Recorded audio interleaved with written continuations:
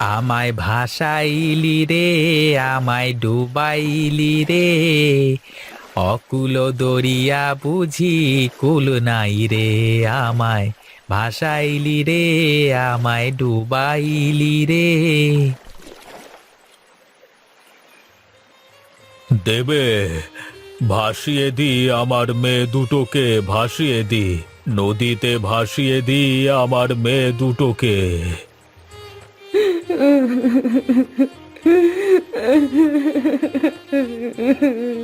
কি কপাল আমাদের!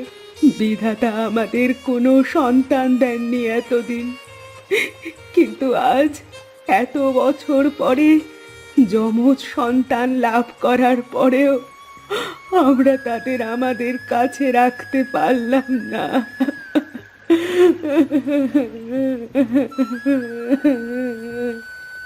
কেঁদো না গিন্নি, কেঁদো না।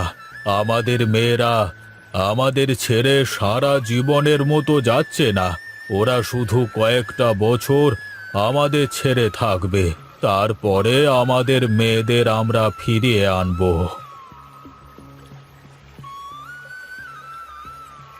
মালিক, আপনি কোনো চিন্তা করবেন না। আমি আপনার মেয়েদের পিছু পিছু যাচ্ছি। আমি সারাক্ষণ ছায়ার মতো আপনার মেয়ের পাশে থাকব, কিন্তু সেটা ওদের কখনো বুঝতে দেব না। সব খবর আপনাকে নিয়ে এসে দেব। হ্যাঁ রামু, তুই যা। আমার মেয়েদের সব সময় খেয়াল রাখিস কেমন, আর কখন কি ঘটে আমাকে এসে বলে দিবি। ঠিক আছে মালিক, আপনি কোনো চিন্তা করবেন না। আমি আপনার মেয়েদের খেয়াল রাখব। আমি এখন চলি।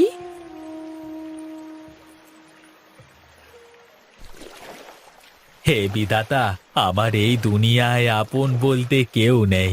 তুমি আমাকে কেন আপন লোক দিলে না বিধাতা? দুনিয়াতে এত লোক থাকতে আমাকে একটাও আপন লোক দিলে না। এমন কেন করলে বিধাতা? এমন কেন করলে?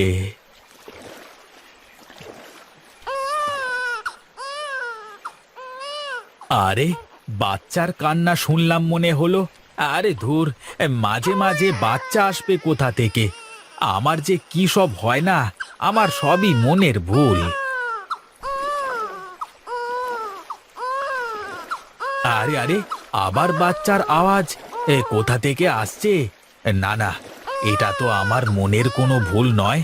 তাহলে কি ভূত পেরেত, নাকি দৈত্য দানব, নাকি সমুদ্রের পিশাচ? উই বাবা! আহ, আর আরে না না, সমুদ্রের পিশাচ নদীতে কি করে আসবে? ওই তো দূরে একটা কি যেন ভেসে আসছে।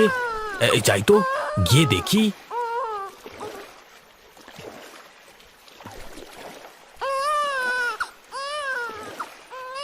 হায় বিধাতা, হে কি সর্বনাশী কাণ্ড! কে ফুটফুটে বাচ্চা দুটোকে এভাবে জলে ভাসিয়ে দিয়েছে? এখন আমি এই বাচ্চা দুটোকে নিয়ে কি করব? তবে কি বিধাতা আমার আপন মানুষকে পাঠিয়ে দিলে আমার কাছে? না, আমি বাচ্চা দুটোকে বাড়িতে নিয়ে যাই। ওদের আমি নিজের হাতে মানুষ করে তুলব। তুমি ধন্য বিধাতা, তুমি ধন্য।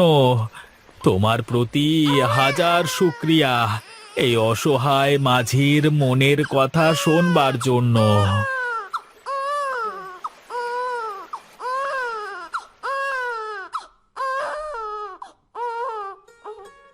আজ থেকে এটাই তোদের ঘর, আর আমি তোদের বাবা।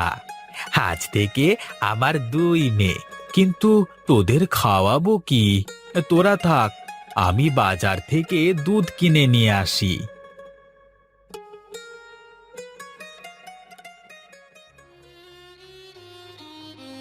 বল বল রামু, কি খবর নিয়ে এসেছিস বল।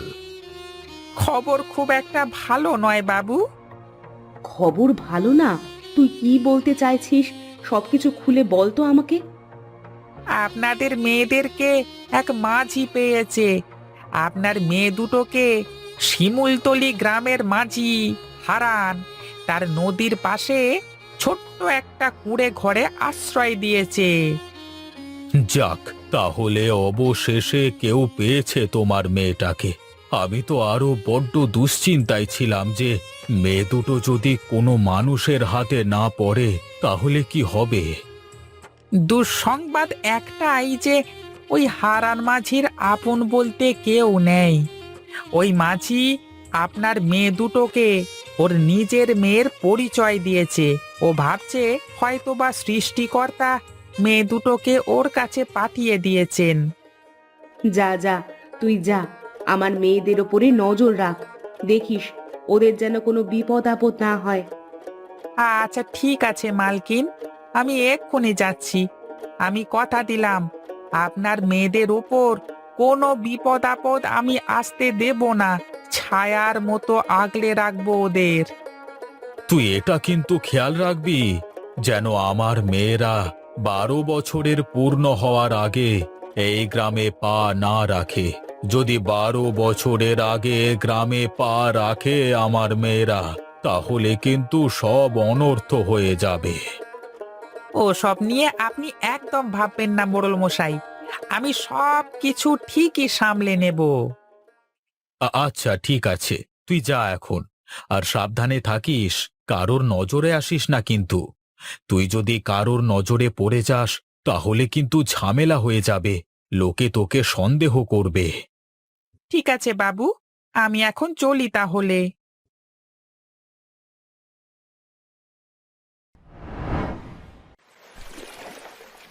মারে, তোরা শক্ত করে ধরে বসে থাকিস কিন্তু। এই নদীতে অনেক স্রোত, আবার তোরা ঠিকঠাক সাঁতারও জানিস না। এই নৌকা থেকে নিচে পড়ে গেলে কিন্তু ভারী বিপদ হয়ে যাবে। তুমি থাকলে আমাদের কিসের বিপদ বাবা? তোমার পাশে থাকলে আমাদের আর কোনো ভয় নেই। হ্যাঁ বাবা, দিদি একদম ঠিক বলেছে। তুমি পাশে থাকতে আমাদের আবার কিসের ভয়? বাবা বাবা, দেখো না, ওই কিনারে কত সুন্দর শাপলা ফুল ফুটেছে। আমাদের ওখানে নিয়ে চলো না, আমরা কিছু শাপলা ফুল তুলবো। হ্যাঁ বাবা, হ্যাঁ বাবা, চলো, আমাদের নিয়ে চলো, শাপলা ফুল তুলবো। ঠিক আছে মা, আমি তোদের নিয়ে যাচ্ছি, চল।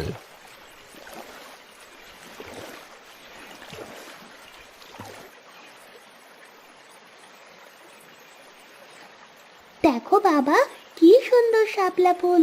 হে হে হে হে হে হে। হ্যাঁ, অনেক নৌকাতে চড়ে ঘোরা হয়েছে, এখন চলো দেখি বাড়িতে চলো। বাড়ি গিয়ে তো আবার আমাকে রান্না চাপাতে হবে। হ্যাঁ, তাই চলো বাবা, তাই চলো।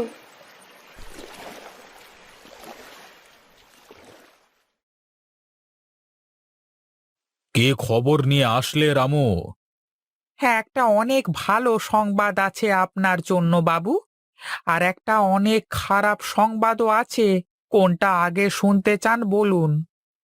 খারাপ সংবাদটাই বল তো দেখি। খারাপ সংবাদটা এই যে আপনার দুই মেয়ে হারান মাঝিকে একদম বাবা বলে মেনে নিয়েছে। ওরা দুই মেয়ে হারান মাঝিকে ছাড়া কিছুই বোঝে না। আর দুই মেয়ে যেন হারান মাঝির চোখের মণি, সারাদিন ওদের নিয়ে মেতে থাকে, খুব খেয়াল রাখে ওদের। এই কয়েক বছরে ওদের মধ্যে অনেক ভালো সম্পর্ক গড়ে উঠেছে, যে সম্পর্ক ভাঙা মুশকিল। তাহলে কি আমি আমার মেয়েদের কোনোদিন আপন করে পাবো না? কোনোদিন বুকে জড়িয়ে রাখতে পারবো না? চিন্তা করো না লক্ষ্মী, আমার মেয়েরা যখন জানতে পারবে আমরাই ওদের আসল বাবা মা, আর আমাদের সমস্যার কথা যখন শুনবে ওরা, তখন ওরা ঠিকই আমাদের কাছে ফিরে আসবে। তুমি দেখে নিও। আসলে আমারও সেটাই মনে হয়। কেউ এই রাজপ্রাসাদ ছেড়ে ওই ভাঙা কুঠিরে কেন থাকতে চাইবে? আগামী পূর্ণিমাতে আপনার মেয়েদের 12 বছর পূর্ণ হবে, আর ওদের অভিশাপ মুক্ত হবে। হ্যাঁ হ্যাঁ, আমরা জানি। সেই কবে থেকে এই দিনটার জন্য আমরা অপেক্ষা করছিলাম। তুই যা, হারান মাঝিকে আমার কাছে ডেকে নিয়ে আয়। এখন সময় হয়েছে ওই মাঝিকে সব সত্যি বলে দেওয়ার। ঠিক আছে বাবু, আমি এখনই যাচ্ছি। না রামু, এখন নয়। পূর্ণিমার দিন আমরা নিজেরাই যাব আমাদের মেয়েদেরকে ফিরিয়ে আনতে। এখন যদি মাঝিকে সব কথা বলিস তাহলে ও পালিয়ে যেতে পারে।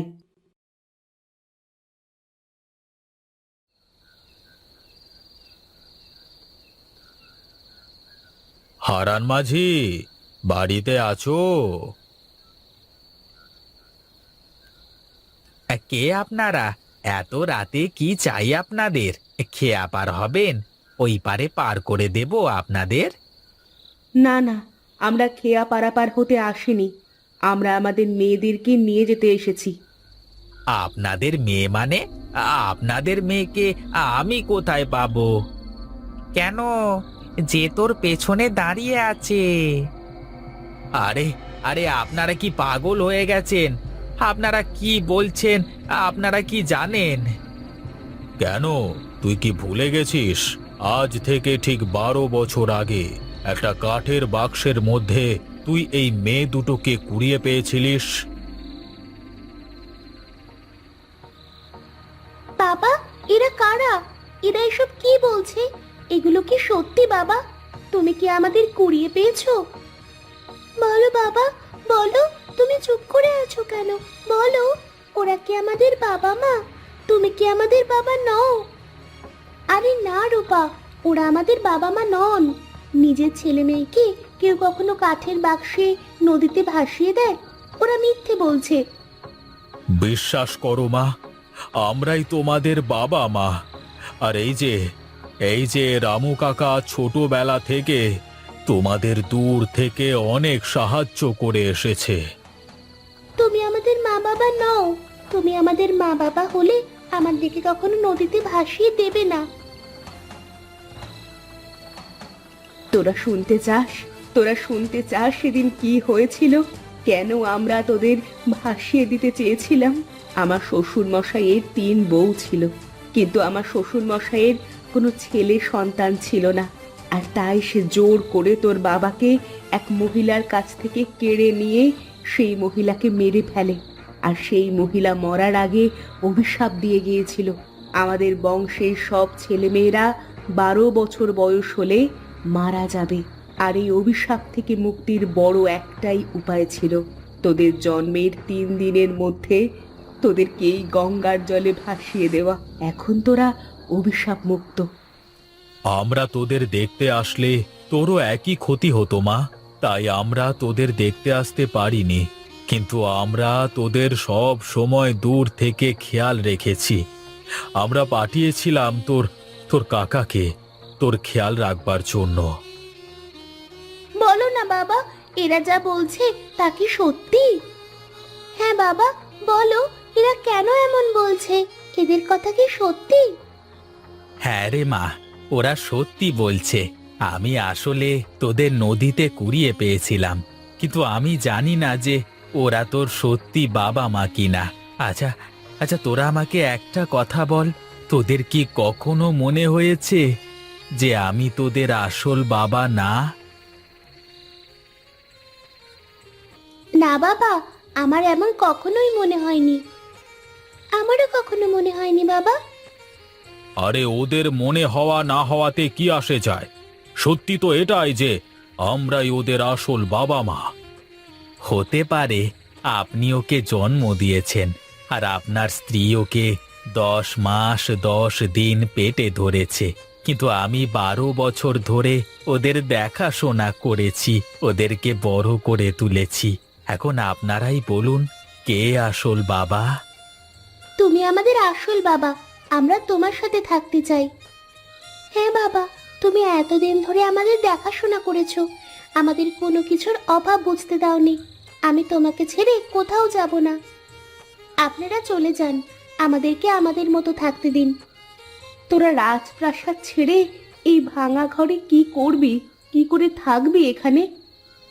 আমরা এই ভাঙা ঘরে 2 বোন আমাদের বাবার সাথে অনেক সুখে আছি। যদি আপনারা সত্যি আমাদের জন্ম দিয়ে থাকেন, তাহলে নিশ্চয়ই আমাদের সুখ চাইবেন। আর আপনারা এখানে যদি কখনো না আসেন, তাহলে আমরা আমাদের বাবার সাথে সুখে থাকতে পারবো। আপনারা দয়া করে এখান থেকে চলে যান। ঠিক আছে, তোরা যখন এখানেই থাকতে চাস তাহলে থাক, আমরা আর কখনো তোদের সামনে আসবো না। চলো গিন্নি, এখানে থেকে আর কোনো লাভ নেই।